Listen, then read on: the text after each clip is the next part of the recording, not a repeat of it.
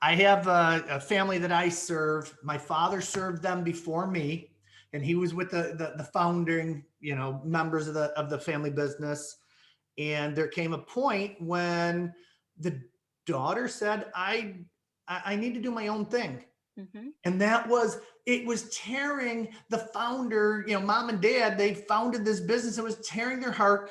They're like, you're throwing our heart on the pavement and stomping on it is the way that we feel right now. And they helped her to do it, um, begrudgingly.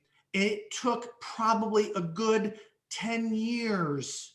Mm. And, before they started to realize, even though you remember that you want to be part of the family, but you need to be separate. So they still were doing things but together, but it was very difficult and trying. And it was really interesting. We did a family meeting 2 years ago, and there was a loan that was given to the daughter to start that business.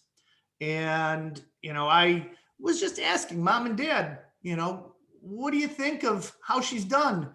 And they just went on and on raving about how proud they were of her for forging her own way and doing what she needed to do, and that they understood today what they didn't understand then, that it wasn't mom and dad, it was her that needed to be different. And I said, have you ever told her that?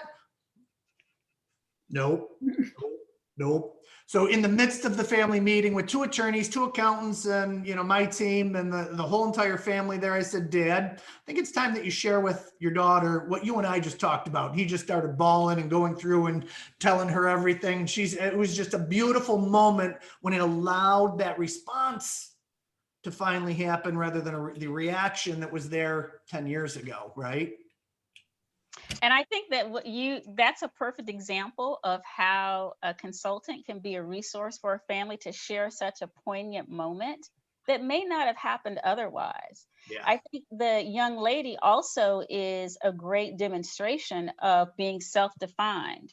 What in Bowen theory terminology is differentiating self.